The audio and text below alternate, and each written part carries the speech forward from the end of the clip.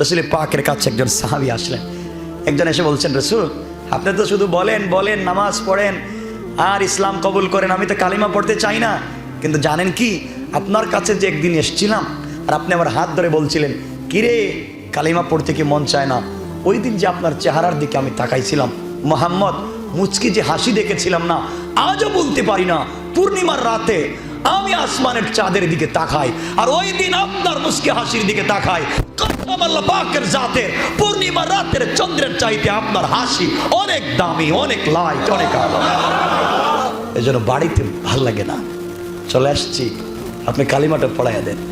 রসুল বললেন, পড়েন ও কালিমা। পড়ে ফেলছে কালিমা। রসুল বললেন, নামাজ পড়া লাগবে। কয়া রসুল আল্লাহ, নামাজ পড়বো আপনি কেমনে? বললেন, কালিমা পড়ছি আপনারা দেখা, তো নামাজ পড়বো না, আমি নামাজ পড়বো না। রসুল বলেন, পড়িস না, যা, নামাজ পড়িস না, জীবনে পড়িস না, যা। আমরা হলে বলতাম, মসজিদে আসিস না। রসুল তো রহমতের নবী, রহমতের নবী, কাউকে বের করে দিতে পারেন না, গালি দিতে পারেন না।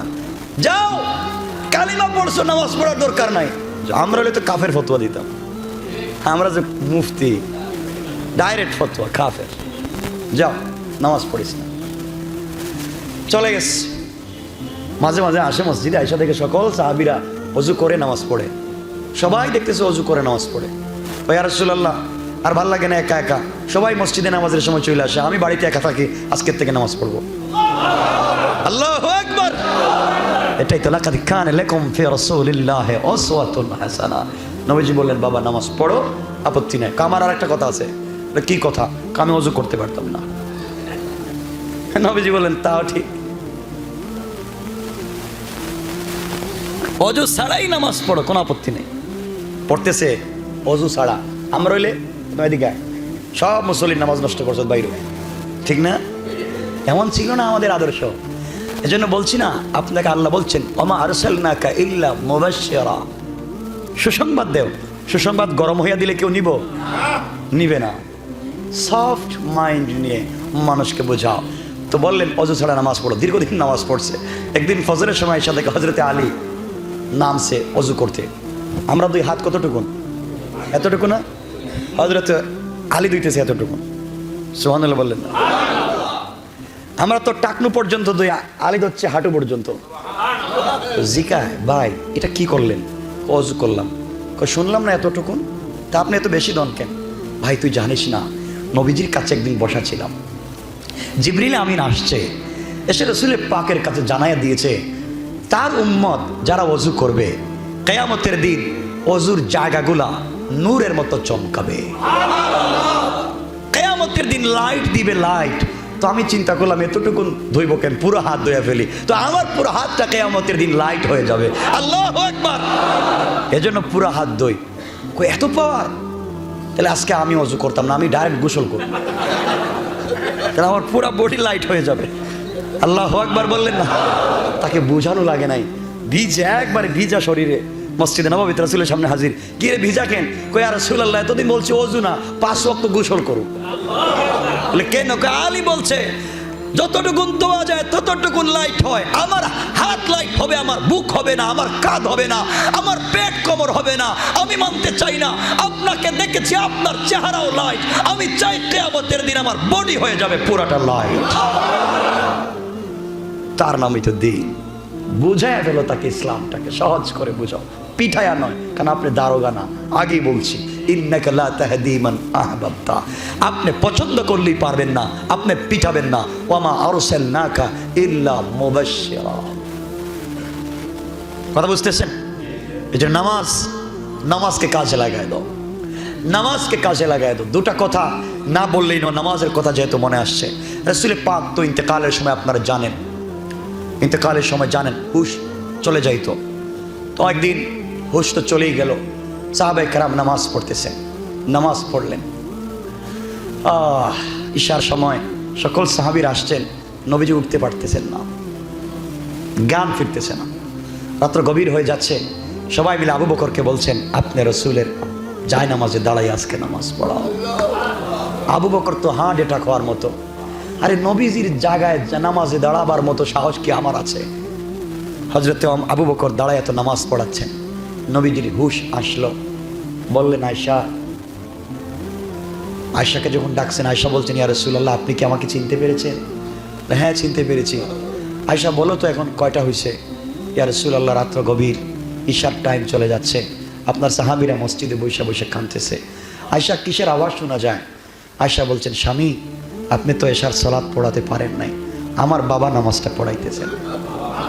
নবীজি বলেন, আয়েশা, পর্দাটা সরাইয়া দাও, আমার হুজরার পর্দাটা সরাইয়া দাও, আমি দেখি। রাসূল তাকালেন আর অজুর দ্বারায় বাচ্চাদের মতো হাউমাউ করে কাঁদলেন। আয়েশা বলছেন, স্বামী, আপনি কাঁদলেন কেন? আয়েশা, জানিস না, এই নামাজের জন্য না অনেক মায়ের খাইছি। পাবলিকের কাছে এই নামাজের দাওয়াত দিতে গিয়ে আমার মাথায় নাড়ি বুড়ি ফেলে দিয়েছে। কতদিন গেছে মক্কায়, মাথাটা উঠাতে পারি নাই, আবু জেহেল আমার মাথায় চাপ দিয়ে ধরেছে। আজকে আমি মরে যাব, বাঁচবো না। মরার আগে দেখতেছি আমার সাহাবীরা আমি ছাড়াও তারা নামাজ কায়েম করেছে। জিন্দেগি যাক, এখানে অনেক আবেগের কথা, লম্বা আলোচনা, সেটা বলবো না। এরপর হযরত ওমর ফারুক রাদিয়াল্লাহু তাআলার জামানায় আমার ফজরের নামাজের সেজদা অথবা রুকুতে শহীদ হয়ে গেলেন। তাকে খঞ্জর মারলো, নামাজের ভিতরে খঞ্জর মারছে, পেট থেকে সব নাড়ি বুড়ি সব বের হয়ে গেছে নামাজের ভিতরে। হযরত ওমর অজ্ঞান হয়ে পড়ে গেছেন মাটির মধ্যে। বাকি নামাজটা সবাই আদায় করছেন। সারাদিন চলে যাওয়ার পরে মৃত্যুর টাইম, ওমরের দুইজন সাহাবী নাড়ি বুড়ি ভাবে টান দিয়ে পেটের ভিতরে ঢুকায় রাখছেন, রক্ত চলে যাচ্ছে। ওমরের যখন জ্ঞান ফিরেছে, ওমর বলছেন, ভাই, আমি তো ফজরের নামাজের ইমাম ছিলাম, তোমরা সবাই কি নামাজ পড়েছ? ঠিক মতো কি ফজরের নামাজটা হয়েছে? আমি তো একরাশ দিকে করে দেও না, আর আমার পেটের নাড়ি বুড়িটা একটু ধরো না, আমি ইন্তেকালের আগে আমি এক রাকাত নামাজটা শেষ করে যাই। তো আমি আপনাকে বলতে চাই, ভাই, কি হয়েছে আপনার আমাকে একটু বলেন না। সব করতে পারলেন, এই নামাজটা পড়তে পারলেন না। পারবেন? আমাকে না, আল্লাহকে কথা দেন, পারবেন? শোনেন, নামাজ যদি ঠিক হয়ে যায় না, কবরের ভিতরে আপনি বাইচে যাবেন, আপনাকে ফেরেশতারা প্রশ্নই করবে না। এই হাদিস বললে তো অনেক লম্বা, আর লম্বা করতে চাই না। কিয়ামতের দিনে কবরের ভিতরে যদি আপনি নামাজি হন আর নামাজের জন্য তাড়াহুড়া করেন কবরে, তো আপনি বাইচে গেলেন। আমার মুসলমান বন্ধুগণ, গভীর মনোযোগ। কবরের ভিতরে আপনি যদি নামাজি হন, দুনিয়ায় কবরের ভিতরে আপনাকে যখন রেখে দেওয়া হবে, জোহরের টাইমে রাখলেও কবর থেকে উঠানোর সময় হবে আসর মাগরিবের টাইম। রাত্রবেলা আপনাকে যদি কাফন দাফন করে কবরে রাখা হয়, দেখবেন তাকায়া আসরের টাইম হয়ে গেছে। এক কথায় আপনাকে যখনই কবরে শোয়া দেওয়া হোক, আপনাকে প্রশ্ন করবার জন্য কবরে যখন আপনাকে হায়াত দেওয়া হবে, জীবন দেওয়া হবে, উঠেই আমি আপনি দেখব কবরের ভিতরে আসর মাগরিবের সময় হয়ে গেছে।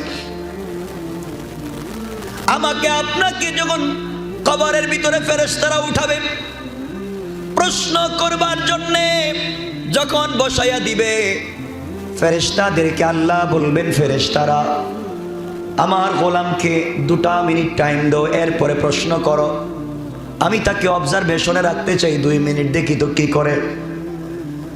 কবরের ভিতরে আল্লাহর গোলাম যখন জিন্দা হয়ে যাবে, কোথায় আছে জানতে চাইবে না। নামাজি যদি হয়ে যায়, তাকায়া দেখবে আসরের টাইম হয়ে গেছে, সূর্য পশ্চিম দিকে লাল হয়ে গেছে, মাগরিবের সময় চলে আসে, আসরের টাইমটা নষ্ট হয়ে যাচ্ছে। চিৎকার করে ডেকে বলবে, কে আছো এখানে? আমার সন্তান কোথায়? আমার স্ত্রী কোথায়? আসরের সময় চলে যায়, আমাকে ওযুর পানি দেও, আমি ওযু করে সালাত আদায় করব। আমি নামাজ পড়তে চাই, আমি কোথায় আসছি? মাগরিবের টাইম হয়ে যাচ্ছে, আমি মনে হয় আসরের নামাজ পড়ি নাই। ফেরেশতারা ডেকে বলবেন, বাইরে, তুমি এখন দুনিয়ার জমিনে না, তুমি কবরে চলে এসেছো। ওখানে পানিও নাই, ওযুর ব্যবস্থাও নাই, নামাজও নাই। আল্লাহর গোলাম সিজদায় পড়ে ডাক দিয়া বলবে, আল্লাহ, মওত যখন তুমি আমাকে দিয়েছো, ওই টাইমে কেন তুমি আমাকে মওত দিলে? আল্লাহ তাআলা আমাকে কেন আসরের নামাজটা পড়তে দিলা না? আমি তো তোমার কদমে 4টা বেশি সেজদা দিয়ে আসতে পারতাম। আল্লাহ তুমি কেন আমাকে আরো আগে আরো পরে মত দিলা না? আল্লাহ ডেকে বলবেন, গোলাম তুই এখন মরিস নাই, হয়তো রাত্রবেলা না হয় সকালে তোকে কবরে রাখা হয়েছে, তুই যা দেখতেছিস সেটা অরিজিনাল টাইম না। আমি আল্লাহ তোকে কবরের ভিতরে লাইট দিলাম যেন তোকে বোঝাতে পারি তুই কি করিস। বলবে, আল্লাহ তোমার কদমে পড়ে গেলাম, আমাকে 2টা রাকাত নামাজের সুযোগ দাও, আমি 2টা সেজদা করি। আল্লাহ বলবেন, ফেরেশতারা নাম যে গোলাম কবরে এসে আমার কদমে সেজদা দেওয়াকে ভুলে যায় নাই, আসরের নামাজের জন্য এত তাড়াহুড়া করে, সাবধান সাবধান, আমার গোলামকে প্রশ্ন করার দরকার নাই। গোলাম আমাকে চিনে, আমি গোলামকে চিনি, আমার গোলামের সঙ্গে জান্নাতুল ফেরদাউসের কানেকশন ফিট করে দাও। সকল নবীরা ছিলেন কোন গ্রামের নবী, এক এক সময় এক এক এলাকায় একাধিক নবী ছিলেন, কেন্দ্রীয় কোন নবী ছিলেন না। বনি ইসরাইল একজন নবী, অনারবে আরেকজন নবী, আরবে একজন নবী, বিভিন্ন জায়গায় বিভিন্ন নবী ছিলেন, কিন্তু সবাই ওটা দুনিয়ার নবী ছিলেন না। ইয়াহিয়া এক জায়গায় নবী, জাকারিয়া আরেক জায়গার নবী, মুসা এক জায়গার নবী, ঈসা আরেক জায়গার নবী। কথা বুঝতে পেরেছেন? কিন্তু রাসূল কোন দেশের নয়, কোন গোষ্ঠীর নয়, কোন রাষ্ট্রের নয়, কোন মতাদর্শের নয়, তিনি গোটা বিশ্বের সকল সৃষ্টির নবী। এই কথাটা বুঝবেন কি বলতে চাই? এজন্য আগেকার সকল নবী ছিলেন কোন গ্রামের লিডার, গ্রামের নবী, ইউনিয়নের নবী, থানার নবী, জেলার নবী, ডিস্ট্রিক্টের নবী। আর শুধুমাত্র কেবলমাত্র একজন পয়গম্বর, গোটা দুনিয়ার পয়গম্বর, তিনি হচ্ছেন কে? মুহাম্মদুর রাসূলুল্লাহ সাল্লাল্লাহু আলাইহি ওয়াসাল্লাম।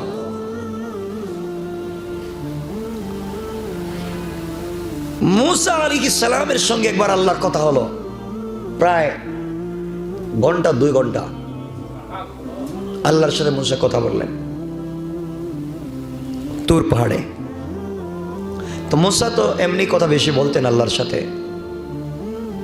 দীর্ঘ সময় কথা বলছেন আল্লাহ। তো মুসা বলছেন, আল্লাহ তাআলা আপনি কার সাথে কথা বলছেন বলেন? বলে, আমি মুসার সাথে কথা বলছি। আচ্ছা বলেন তো আমার উম্মত কারা? যাদের কাছে তুমি দ্বীনের দাওয়াত দাও তারা তোমার উম্মত, যাদের কাছে তাওরাত নিয়ে গিয়েছো তারা তোমার উম্মত। কিন্তু আল্লাহ আমি জানতে চাই, আপনার এই 2-2.5 ঘন্টার আলোচনা আমার সাথে একবার তো আমার কথা বললেন না, একবার তো আমার উম্মতের কথাই বললেন না। আপনি বলেন সেলেটে লেখা দিছি তাওরাত, ওটা দেখে দেখে বলে দিও। কিন্তু 2-2.5 ঘন্টার আলোচনার ভিতরে আপনি 2টা নামকে বেশি বেশি নিয়েছেন। 2-2.5 ঘন্টার আলোচনায় যদি আপনি 300 শব্দ ব্যবহার করেন, তাহলে 298 বার বলেছেন আহমদ আর মুহাম্মদ। আমি জানতে চাই লোকটাকে, এই লোকটাকে আমি জানতে চাই, যাকে আপনি বারবার আমাকে পরিচয় দিচ্ছেন আহমদ মুহাম্মদ, লোকটাকে। আমি কথা বলছি আপনার সাথে, আমার তো নামও নিতে পারলেন না। আল্লাহ বলছেন, মুসা তাহলে শোনো, যার দয়ায়, যার কারণে এই গোটা সৃষ্টিকে আমি আল্লাহ সাজিয়ে ডেকোরেশন করে রেখেছি, যার কারণে আমি আল্লাহ আসমান জমিন লৌহ কলমকে ডিজাইন করেছি।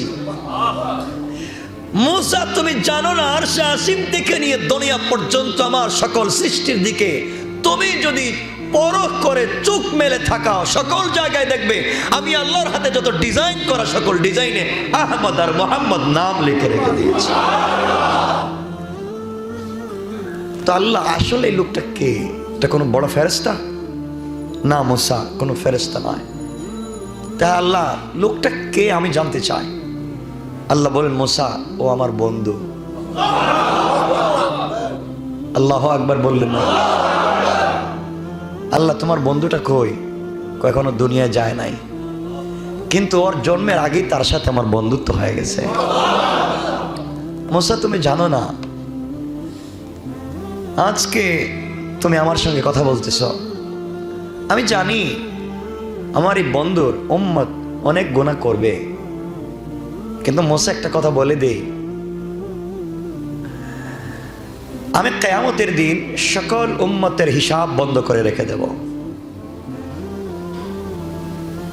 সকল উম্মতকে আমি আল্লাহ জান্নাতে যেতে দিব না, দাঁড় করায় রেখে দিব, যতক্ষণ পর্যন্ত আমি এই বন্ধুর উম্মতের বিচার না করব।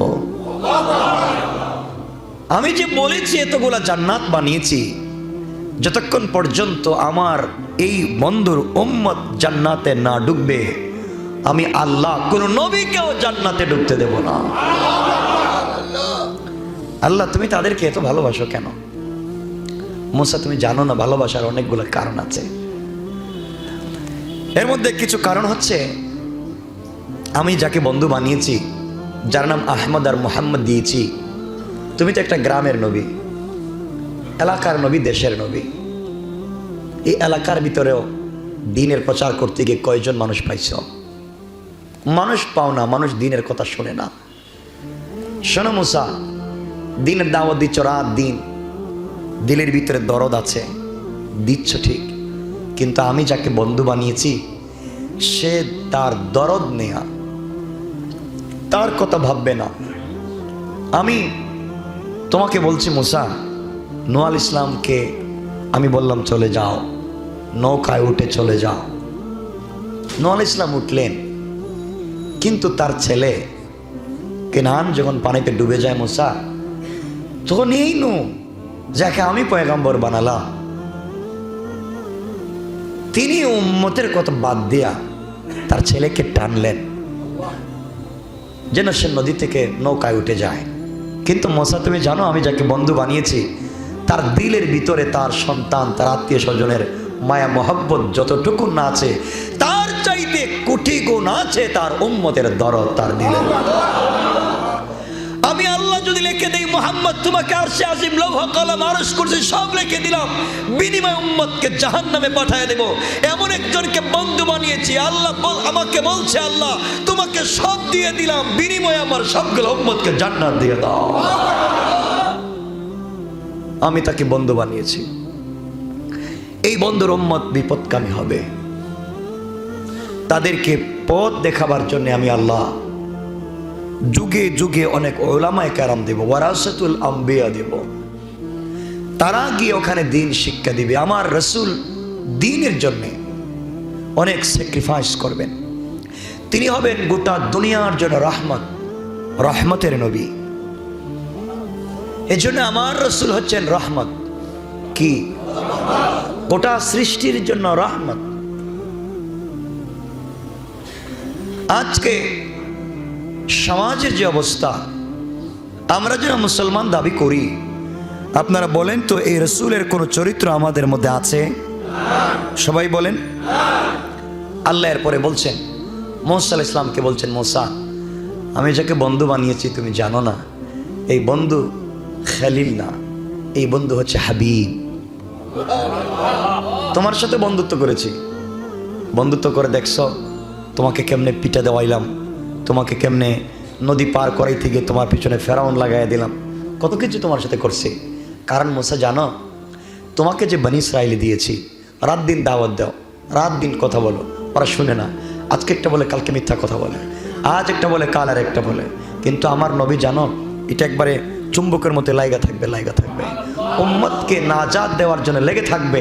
এমনকি আমি আল্লাহ কিয়ামতের দিনে তাকে যে উত্তম সম্মান দিয়েছিলাম চেয়ারে বসবার, সেখানেও বসবে না, 24টা ঘন্টা উম্মতের চিন্তা করবে। আমি তাকে হাবিব বানিয়েছি, এই জন্যে আমি আল্লাহ ঘোষণা করেছি তার উম্মত যদি বিপদগামী হয় মাফ চায়, মাফ করে জান্নাত দিয়ে দেওয়ার ওয়াদা। আমি জানতে চাই, আমি আর আপনি বিপদগামী হয়ে যাচ্ছি, আমি জানি না আমার কথা আপনাদের কেমন লাগতেছে। আল্লাহর পরে বলছেন, ওয়ামা আরসালনাকা ইল্লা মুবাশশিরাও ওয়া নাযীরা। আল্লাহ বলছেন আমি আপনাকে সুসংবাদদাতা এবং ভয় প্রদর্শক হিসেবেই প্রেরণ করেছি। দেখেন, ওয়ামা আরসালনাকা ইল্লা মুবাশশিরাও ওয়া নাযীরা, আমি শুধুমাত্র কেবলমাত্র আপনাকে সুসংবাদদাতা এবং ভয় প্রদর্শককারী হিসেবে পৃথিবীতে পাঠিয়েছি।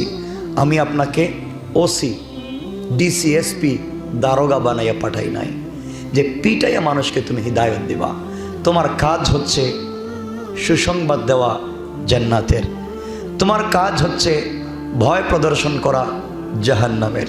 এই দুটো কাজ তুমি করবা সহজ ভাষায়, নরম ভাষায়, লেসানটাকে নরম করে শান্তির শব্দ প্রয়োগ করে তাদেরকে বুঝাও।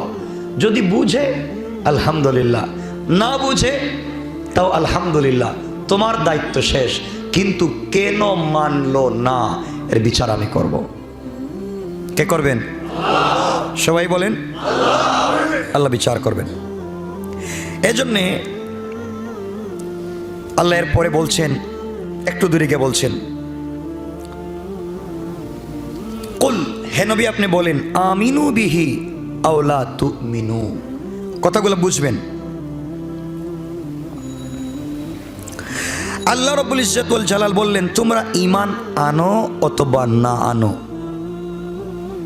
ইন্নাল্লাযীনা উতুল ইলমা মিন ক্বাবলি। আল্লাহ রাব্বুল ইজ্জত ওয়াল জালাল বুঝালেন, কুল উদুল্লাহ আও উদুর রহমান।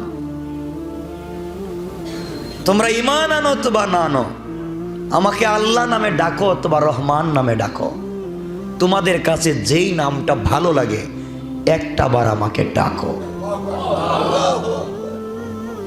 ভুল করে ফেলেছো, জাহান্নামের পথে চলে গিয়েছো, এগুলো বাদ দিয়ে দাও, গান বাজনা বাদ দিয়ে দাও। আমি আল্লাহর কাছে একবার কান্না করে আমি আল্লাহকে ডাকো।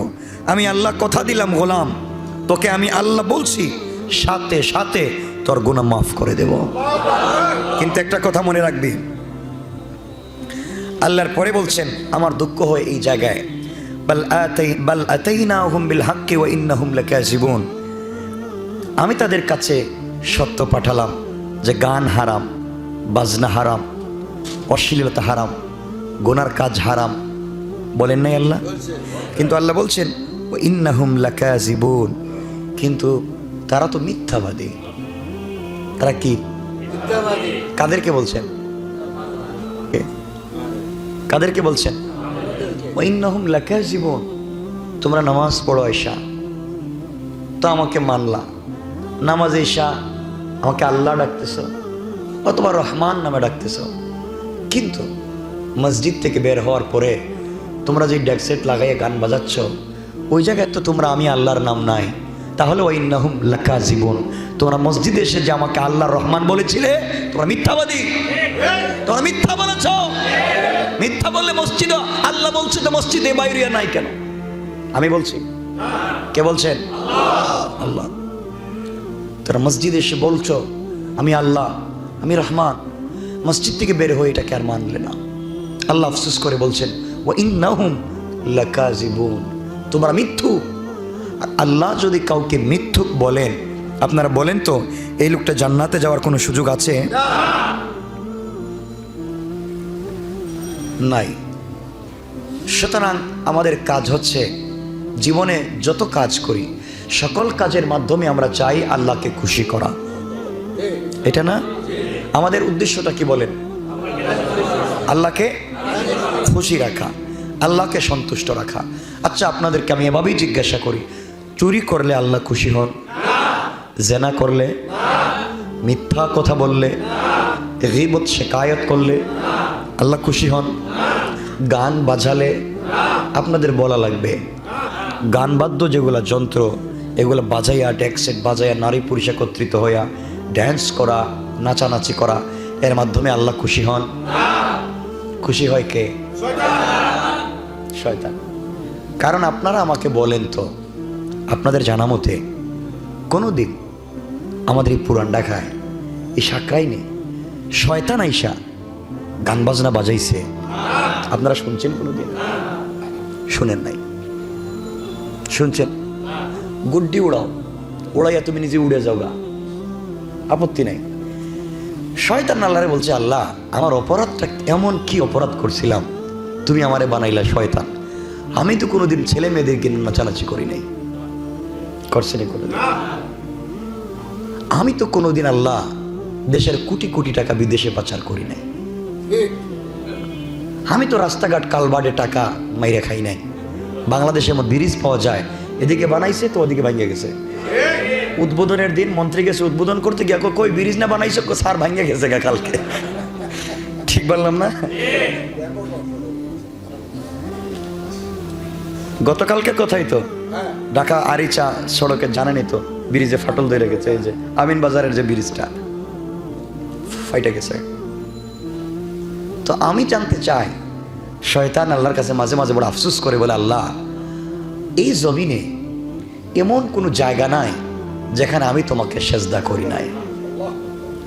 এই মাটির সকল জায়গায় আমার এই কপালটা তোমার পায়ে লেগেছে। আমি তোমার সঙ্গে একটা দিন তো মিথ্যা কথা বলি নাই।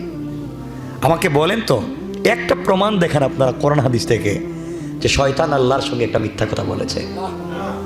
বলেন না কেন? বলে নাই। আপনাদের মাথার মধ্যে এই চিন্তাটা কেন আসে না যে শয়তান একদিন মিথ্যা কথা বললো না? আচ্ছা, চুরি করেছে, দোকান চুরি করেছে, কারো মেরে নিয়ে এইভাবে দিহানের মতো গেছে? যায় না। তো শয়তান বলতেছে, আল্লাহ আমি তো কোনো কাজ কাম করলাম না, তাহলে আমারে তুমি শয়তান বানাইলা, আমি তো কিচ্ছু করি নাই, শুধু তোমার আদমকে সেজদাটা দিলাম না। একটা মাত্র অপরাধে যদি আমার এত শাস্তি দেও,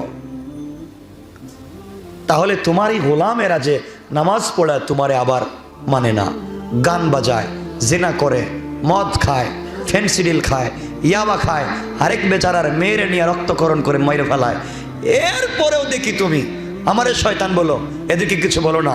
এজন্য আল্লাহ রাগ করে বলেছেন, ও ইন্নাহুম লাকাযিবুন।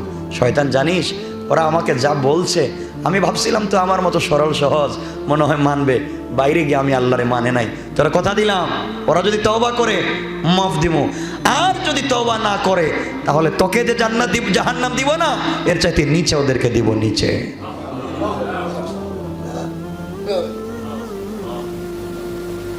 কারণ আপন মানুষ যদি দুঃখ দেয় কষ্ট কম লাগে। আপনারা ঠান্ডা লাগতেছে আপনাদের? আরে আমি যে মাইন্ড নিয়ে কথা বলেছি, মাইন্ড নিয়ে কথা বলার কথা না। বুঝাইতে বুঝাইতে আমার লাঞ্চ যদি বাস্ট মেরে, আমার কিডনি হার্ট অ্যাটাক যদি এখানে করে ফেলি ওয়াশ করতে করতে, আমার মনে হয় না আপনাদেরকে আমি বোঝাতে পারবো। আমি 4 মাস থেকে আপনাদেরকে শুধু আল্লাহর পরিচয় দিচ্ছিলাম। 4 মাসে একটা না, আল্লাহকে কেমন ব্যবহার করবেন আমাদের সাথে, কিন্তু বোঝাতে বোঝাতে হয়তো কোনো বক্তা ওয়াজ করতে করতে স্টেজে মরে যাইব হার্ট অ্যাটাক করে, তো মাগার মুসল্লি বুঝবে না। যাই বলেন বলেন, বাহিরে আমরা আছি, ঠিক কিনা বলেন? এই তো আমাদের কন্ডিশন। এজন্য বলছি, আপন মানুষ, নিজের মানুষ যদি দুঃখ দেয় মানুষ কষ্ট বেশি পায়। ঠিক বললাম না? যার সাথে বেশি সম্পর্ক, যার সাথে কি কথা বলেন না কেন, কম যদি সম্পর্ক থাকে, যা দেখা হয়েছে রাস্তাঘাটে একদিন বন্ধুত্ব হয়েছে তো বাদ, খুব বেশি সম্পর্ক, সে যদি কষ্ট দেয় মানুষ সহ্য করতে পারে না। আল্লাহ বলেন, মুসা শয়তান রে শোন, সকল নবীদের উম্মতের সাথে আমার এত সম্পর্ক নাই, ওরা আমারে গালি দিছে বাদ, রাগ উঠে গেছে। যাদের সাথে কম সম্পর্ক এরা যদি কোনো সময় গালি দেয়, রাগ করে, উল্টাপাল্টা করতে চায়, আমরাও প্রিপারেশন নেই, ওকে যেখানে পাবো সাইজ করব, ঠিক না?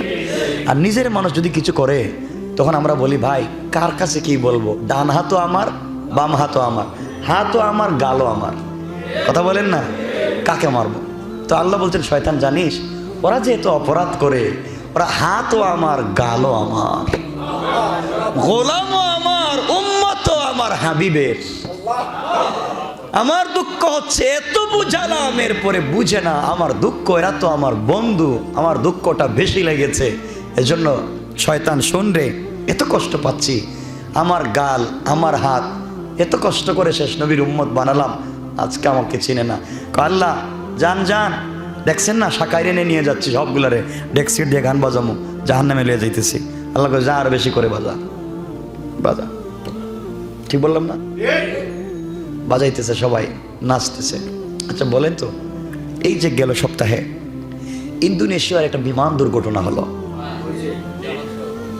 সব মানুষ মরে গেল, ঠিক না? মরে গেল। তারা কি জানতো বিমানে ওঠার আগে যে তারা মরে যাবে?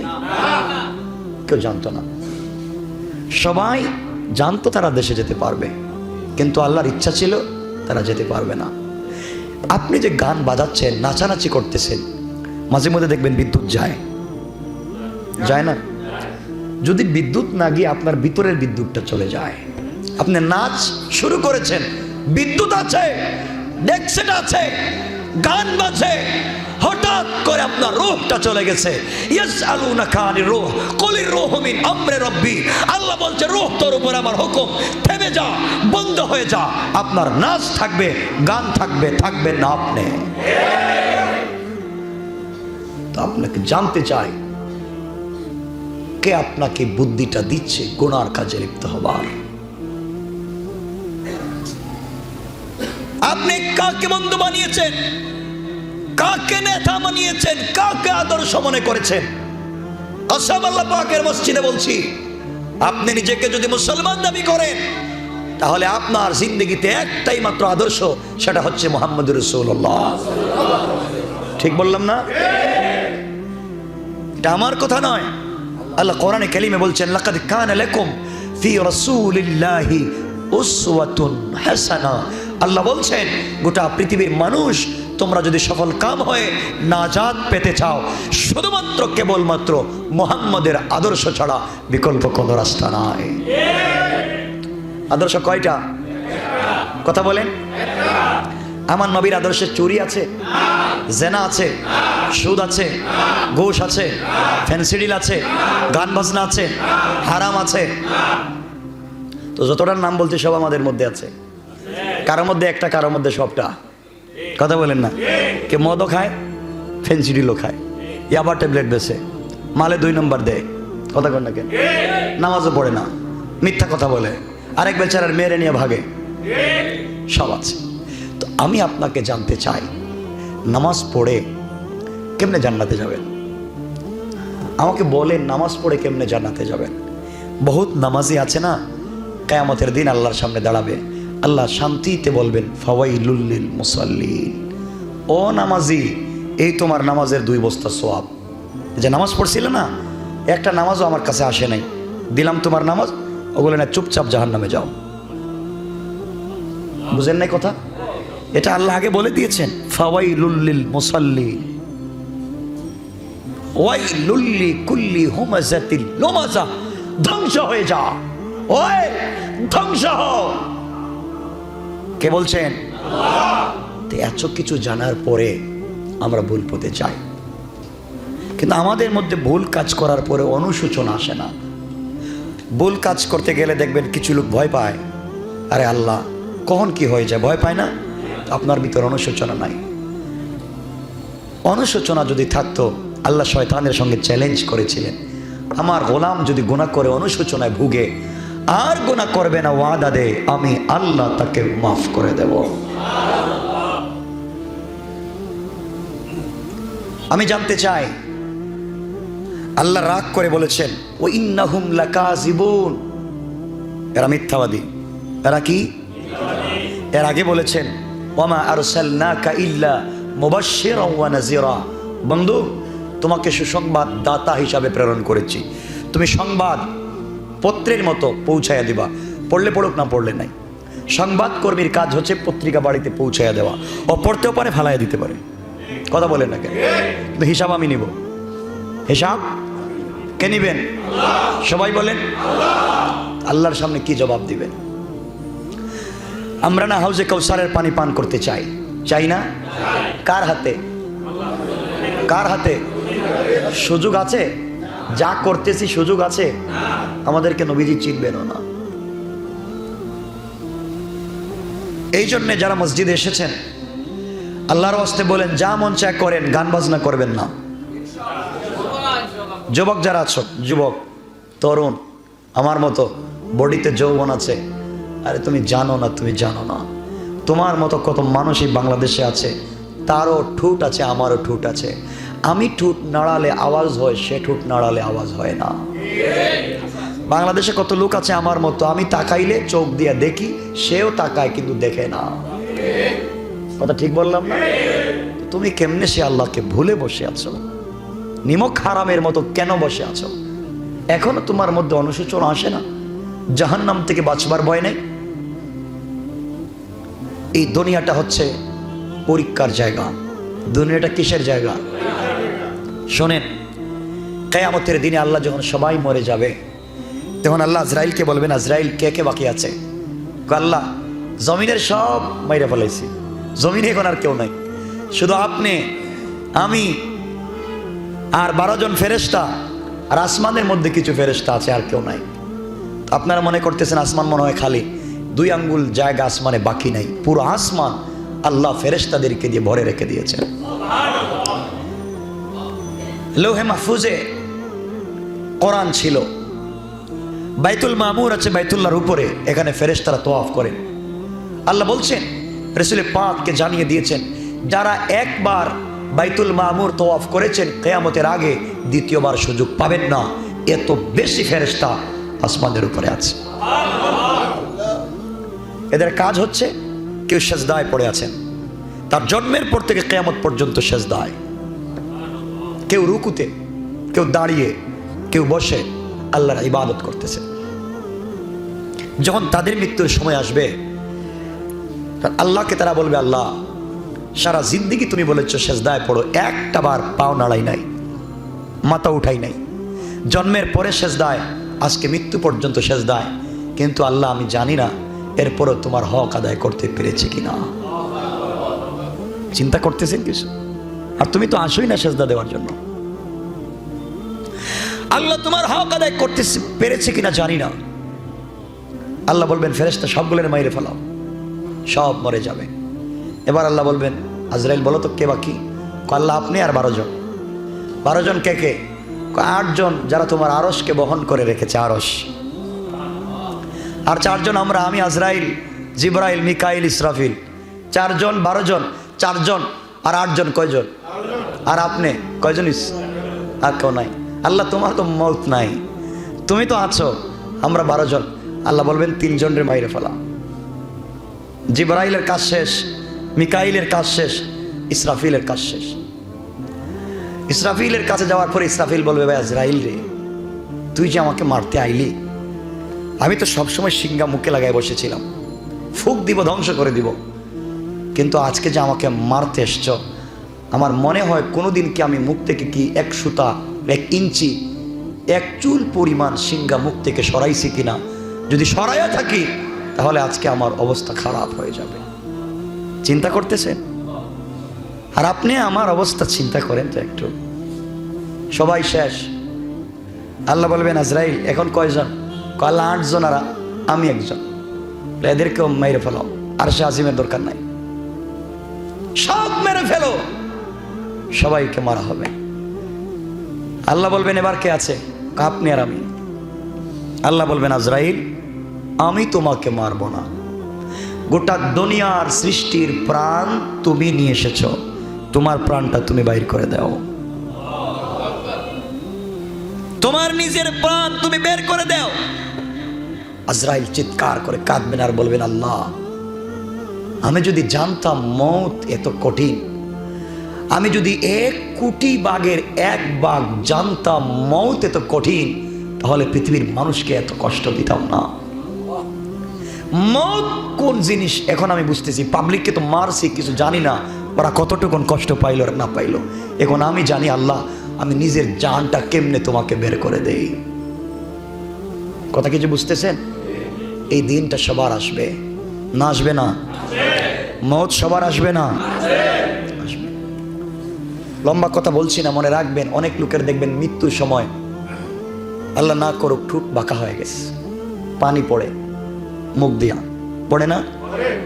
চোখ উল্টে যায়, জিহ্বা বের হয়ে যায়, শ্বাস এত বেশি নেই, পুরা বডি কাঁপে, ঠিক না? আজরাইলকে যখন অরিজিনাল সুরত দেখে, তখন আর তার মাথা ঠিক থাকে না, ভয় পেয়ে যায়। কিছু মানুষ আছে দেখবেন মৃত্যুর সময় প্রস্রাব পায়খানা করে দেয়। কথা বলেন না? আপনি শুধু জানলেন, আপনি শুধু দেখলেন, এখান থেকে কোনো ইবরত হাসিল করলেন না, আপনি বুঝতে পারলেন না যে আমার মৌতের সময় কি হবে। আরে কত যুবক তোমার মতো ভাই মারা যায় রাস্তায়, রোড অ্যাক্সিডেন্ট করে মোটর সাইকেলে, তার হাত পা খুলি তার মাথার মগজ পর্যন্ত কুকুর খায়। ঠিক বললাম না? রাস্তায় লাশ পড়ে থাকে, কেউ নিয়ে যায় না, কেউ নিয়ে যায় না। আমরা আল্লাহর কাছে চাই তো এমন মৌত চাই? এমন মৌত চাই? চাই না। এজন্য ভাই তোমার ভিতরে একটু ভয়টা ঢোকাও, কবরের ভয়টা ঢোকাও। তুমি জানো কবর এমন এক জায়গা, এমন এক জায়গার নাম কবর। তুমি একটু চক্ষু বন্ধ করে দেখো না, আজকে যে আমি এখন মরে গেছি, আমাকে গোসল করানো হচ্ছে। চিন্তা করো, আমার আত্মীয় স্বজন আমার জন্য কাঁদতেছে, আমার বাচ্চাটা আমার পাশে বসে বসে কাঁদতেছে, সবগুলো বোয়া, সব বোয়া। তুই কাঁদবে কেন? আমি মরে গেছি। তুই তো আমাকে বলবে, সাপোর্ট দিবে যে কবরে আমি সাথে আছি, কাঁদ দিব না। এখন তো আমি মরে গেছি, আমি কবরে যাব, আমাকে কেঁদে কেঁদে আমার কোনো উপকার হবে? কথা বলেন। সব আমি যদি মরে গেলাম, আপনারা সবাই এখানে বসে কাঁদলেন, আমার কি হইল? আমি তো সমস্যা আছি কবরে।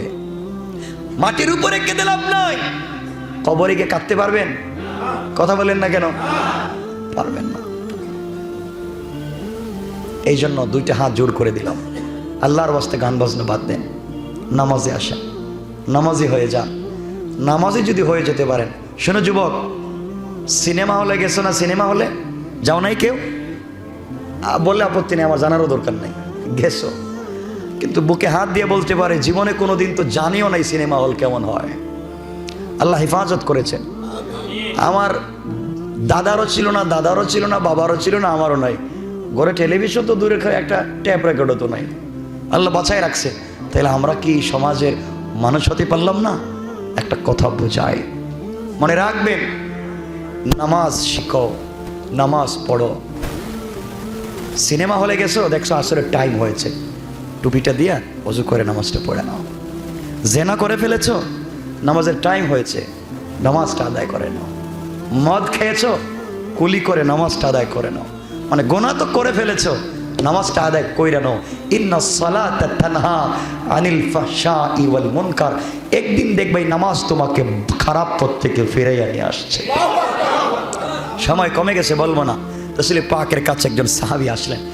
একজন এসে বলছেন, রাসূল আপনি তো শুধু বলেন বলেন, নামাজ পড়েন আর ইসলাম কবুল করেন, আমি তো কালিমা পড়তে চাই না।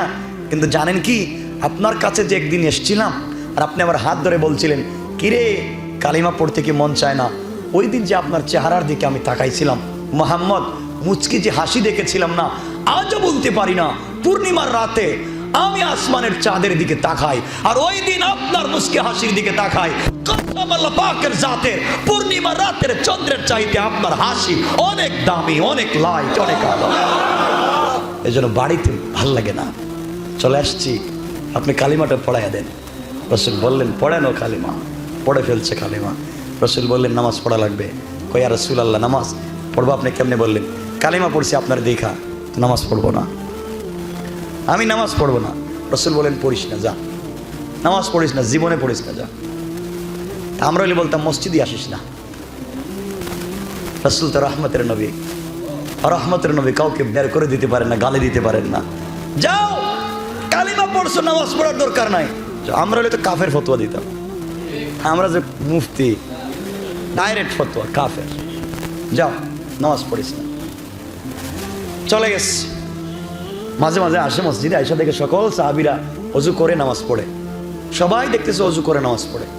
ইয়া রাসূলুল্লাহ, আর ভাল লাগে না একা একা, সবাই মসজিদে নামাজের সময় চলে আসে, আমি বাড়িতে একা থাকি, আজকের থেকে নামাজ পড়বো। আল্লাহু আকবার। এটাই তো লাকাদ কানা লাকুম ফি রাসূলিল্লাহি উসওয়াতুন হাসানাহ। নবীজি বললেন, বাবা নামাজ পড়ো, আপত্তি নাই। আমার আর একটা কথা আছে। কি কথা? আমি ওযু করতে পারতাম না। নবীজি বললেন, তাও ঠিক, অজু ছাড়াই নামাজ পড়ো, কোনো আপত্তি নাই। পড়তেছে অজু ছাড়া, আমরা হইলে এদিকে সব মুসল্লির নামাজ নষ্ট করছো বাইরে, ঠিক না? এমন ছিল না আমাদের আদর্শ। এই জন্য বলছি না, আপনাকে আল্লাহ বলছেন, ওমা আরসালনাকা ইল্লা মুবাশশিরা, সুসংবাদ দেও। সুসংবাদ গরম হইয়া দিলে কেউ নিবে না। সফট মাইন্ড নিয়ে মানুষকে বোঝাও। তো বললেন অজু ছাড়া নামাজ পড়ো। দীর্ঘদিন নামাজ পড়ছে। একদিন ফজরের সময় এসে দেখে হযরতে আলী নামছে অজু করতে। আমরা দুই হাত কতটুকুন? এতটুকু না? হযরত আলী ধুইতেছে এতটুকু, সুবহানাল্লাহ বললেন। আমরা তো টাকনু পর্যন্ত ধুই, আলী ধুচ্ছে হাঁটু পর্যন্ত। জিকায়, ভাই এটা কি করলেন? অজু করলাম। শুনলাম না এতটুকু, তা আপনি এত বেশি দন কেন? ভাই তুই জানিস না, নবীজির কাছে একদিন বসা ছিলাম, জিবরিল আমিন আসছে, এসে রাসূলের পাকের কাছে জানাইয়া দিয়েছে তার উম্মত যারা ওযু করবে কিয়ামতের দিন ওযুর জায়গাগুলা নূরের মতো চমকাবে, কিয়ামতের দিন লাইট দিবে, লাইট।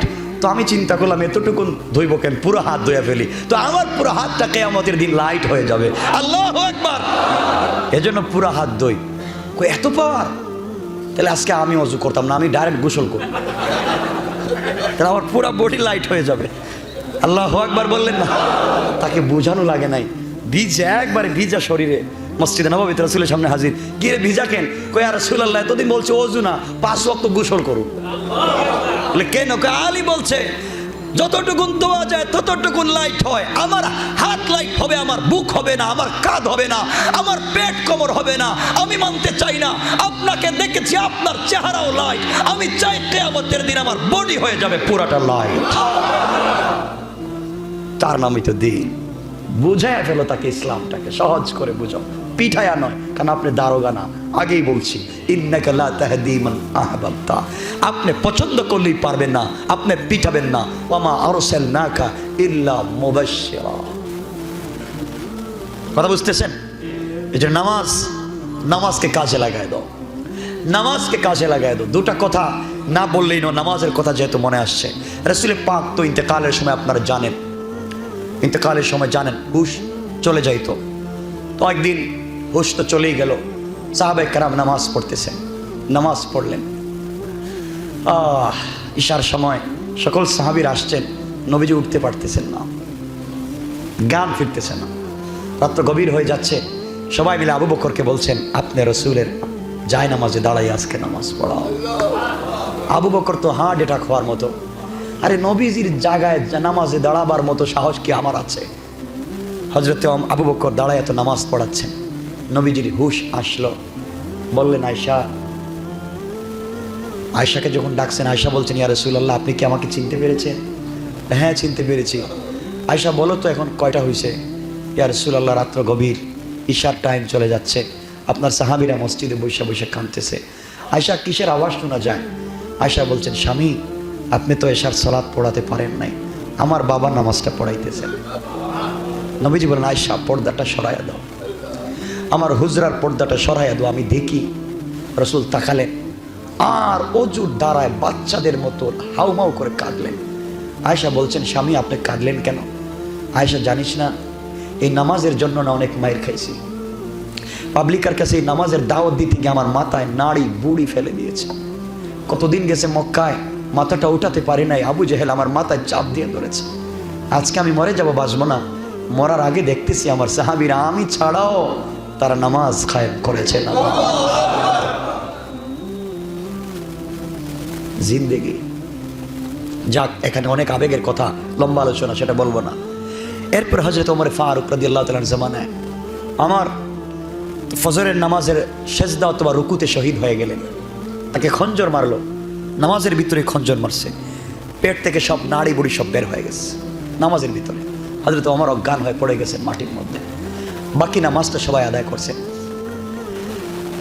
সারাদিন চলে যাওয়ার পরে মৃত্যুর টাইম, ওমরের দুইজন সাহাবী নাড়ি বুড়ি ভাবে টান দিয়ে পেটের ভিতরে ঢুকায় রাখছেন, রক্ত চলে যাচ্ছে। ওমরের যখন জ্ঞান ফিরেছে, ওমর বলছেন ভাই আমি তো ফজরের নামাজের ইমাম ছিলাম, তোমরা সবাই কি নামাজ পড়েছ? ঠিক মতো কি ফজরের নামাজটা হয়েছে? আমি তো এক রাশিম দিকে করে দেও না, আর আমার পেটের নাড়ি বুড়িটা একটু ধরো না, আমি ইন্তেকালের আগে আমি এক রাকাত নামাজটা শেষ করে যাই। তো আমি আপনাকে বলতে চাই ভাই, কি হয়েছে আপনার আমাকে একটু বলেন না। সব করতে পারলেন, এই নামাজটা পড়তে পারলেন না। পারবেন? আমাকে না, আল্লাহকে কথা দেন পারবেন? শোনেন, নামাজ যদি ঠিক হয়ে যায় না, কবরের ভিতরে আপনি বাইচে যাবেন, আপনাকে ফেরেশতারা প্রশ্নই করবে না। এই হাদিস বললে তো অনেক লম্বা, আর লম্বা করতে চাই না। কিয়ামতের দিনে কবরের ভিতরে যদি আপনি নামাজি হন আর নামাজের জন্য তাড়াহুড়া করেন কবরে, তো আপনি বাইচা গেলেন। আমার মুসলমান বন্ধুগণ, গভীর মনোযোগ।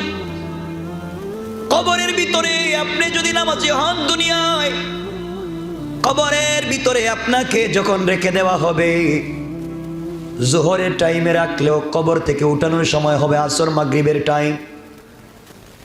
রাত্রবেলা আপনাকে যদি কাফন দাফন করে কবরে রাখা হয়, দেখবেন তাকায়া আসরের টাইম হয়ে গেছে। এক কথায় আপনাকে যখনই কবরে শোয়া দেয়া হোক, আপনাকে প্রশ্ন করবার জন্য কবরে যখন আপনাকে হায়াত দেওয়া হবে, জীবন দেওয়া হবে, উঠেই আমি আপনি দেখব কবরের ভিতরে আসর মাগরিবের সময় হয়ে গেছে।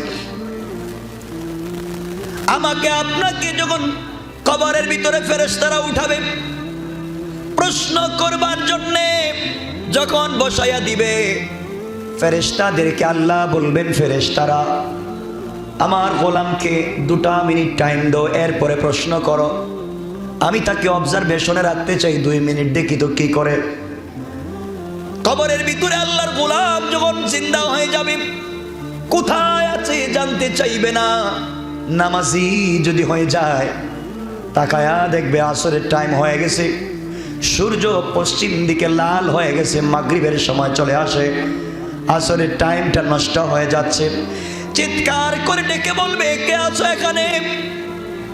আমার সন্তান কোথায়? আমার স্ত্রী কোথায়?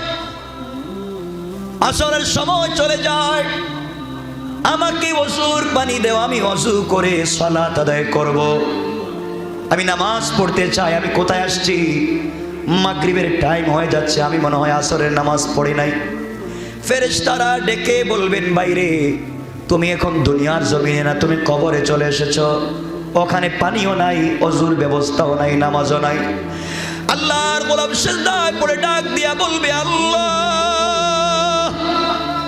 মওত যখন তুমি আমাকে দিয়েছো, ওই টাইমে কেন তুমি আমাকে মওত দিলে? আল্লাহ তাআলা, আমাকে কেন আসরের নামাজটা পড়তে দিলা না? আমি তো তোমার কদমে 4টা বেশি সেজদা দিয়ে আসতে পারতাম। আল্লাহ, তুমি কেন আমাকে আরো আগে মওত, আরো পরে মওত দিলা না? আল্লাহ ডেকে বলবেন, গোলাম তুই এখন মরিস নাই, হয়তো রাত্রবেলা না হয় সকালে তোকে কবরে রাখা হয়েছে, তুই যা দেখতেছিস সেটা অরিজিনাল টাইম না। আমি আল্লাহ তোকে কবরের ভিতরে লাইট দিলাম যেন তোকে বোঝাতে পারি তুই কি করিস। বলবে, আল্লাহ তোমার কদমে পড়ে গেলাম, আমাকে 2টা রাকাত নামাজের সুযোগ দাও, আমি 2টা সেজদা করি। আল্লাহ বলবেন, ফেরেশতারা নাম, যে গোলাম কবরে এসে আমার কদমে সেজদা দেওয়াকে ভুলে যায় নাই, আসরের নামাজের জন্য এত তাড়াহুড়া করে, সাবধান সাবধান, আমার গোলামকে প্রশ্ন করার দরকার নাই। গোলাম আমাকে চিনি, আমি গোলামকে চিনি, আমার গোলামের সঙ্গে জান্নাতুল ফেরদাউসের কানেকশন ফিট করে দাও, নামাজি হয়ে যাও। পারবো তো ইনশাআল্লাহ? আল্লাহ আমাদের কবুল করো, আমিন। সবাই বলেন আমিন। এখানেই রেখে দিলাম। আজকে তাফসীর হবে তো ইনশাআল্লাহ? সবাই আসবেন তো ইনশাআল্লাহ?